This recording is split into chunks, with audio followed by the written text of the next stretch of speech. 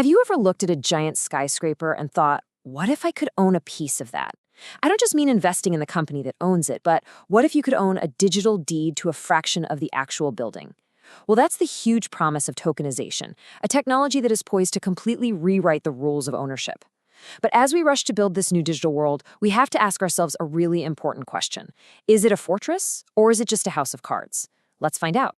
The legendary writer Elaine May once said, "The only safe thing is to take a chance." It's such a powerful idea, isn't it? It kind of forces you to question whether the real danger lies in sticking with our familiar, comfortable systems. So as we dive into asset tokenization, let's keep that question in mind. Is there risk in trying something new, or is the bigger risk actually being left behind? Okay, let's start with a problem we can all understand. Imagine you have a share in something incredibly valuable. A building, a famous painting, maybe a private company. But all that value is locked up.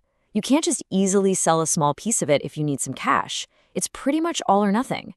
And this is the fundamental challenge that tokenization is trying to solve. So let's really get into this core problem, what I like to call the unmovable asset.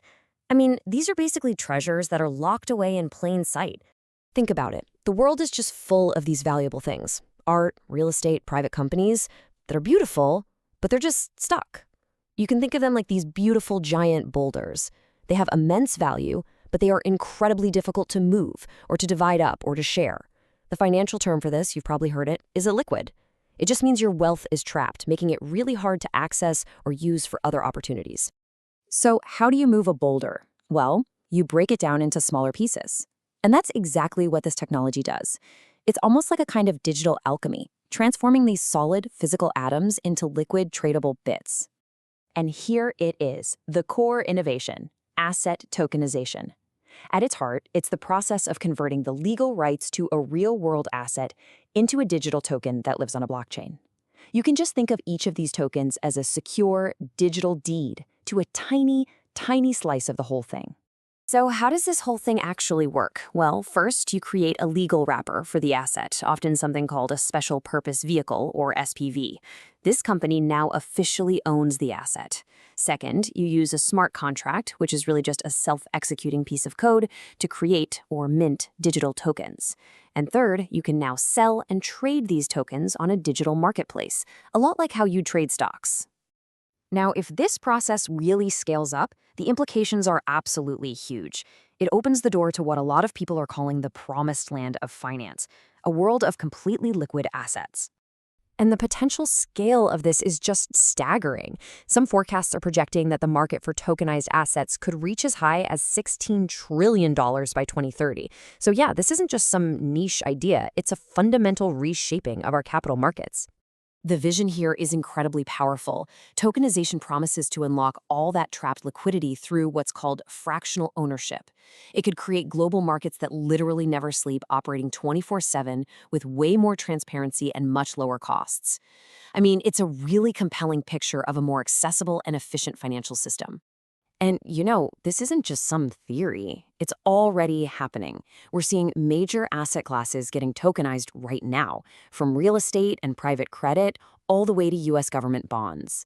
Even things like high-value art and carbon credits are becoming tradable digital assets. But, with any promised land, you have to start wondering if it's a little too good to be true. So let's pivot to a reality check and see if this new harbor is really as safe as it sounds. And this really is the core question we need to be asking. We've built this exciting new port for our assets, this digital harbor. But have we actually checked for rocks just beneath the surface? Is it truly a safe place to be? So when we compare the hype to what's happening right now, we start to see some major gaps. The promise of instant 24/7 trading, that runs right into the reality of fragmented markets with very few buyers and sellers. And the dream of global access, that hits a brick wall of complex and often contradictory regulations in different countries. And understanding these risks is absolutely crucial. First, you've got legal uncertainty. The laws that govern physical property exist completely outside the blockchain. Think about it. What if the building is in one country, but the token is issued under the laws of another? If something goes wrong, whose courts do you even turn to? Then you have technical flaws. A bug in a smart contract isn't like a software glitch you can just patch. These transactions are often irreversible. Then there's custody risk. Who is actually guarding the painting in the vault? If that company goes bankrupt, your token might not be worth much. And finally, those market gaps. I mean, what good is a token if there's nobody to sell it to? You might just find yourself stranded in a shallow market, unable to sell without crashing the price. And this right here is maybe the most important takeaway of all. A token is not the skyscraper. It's a digital IOU that represents a claim on the skyscraper. That link, the one between the digital representation and the physical reality, it's all built on legal contracts and operational trust. And if that link breaks, the token could become totally worthless. So where does all of this leave us? Well, this isn't about just rejecting the technology. It's about understanding how to navigate these new and sometimes pretty treacherous waters. Look, tokenization may not be a perfectly safe harbor, but it is a powerful new current that's already reshaping the flow of finance. And like Elaine May said, maybe the only safe thing is to take a chance. Maybe true safety isn't found by just standing still and ignoring this current, but by learning how to build a better, stronger ship to navigate it.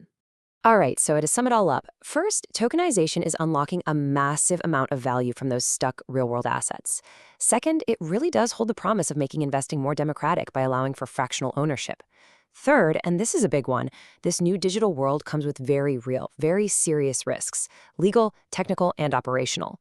And finally, the whole story of ownership is being rewritten right now, but we are still in the very, very early chapters. And that leaves us with one final thought to really chew on. As the line between the physical and the digital worlds keeps getting blurrier, and our most valuable possessions get a digital twin, we have to ask ourselves a pretty fundamental question. What does it truly mean to own anything anymore?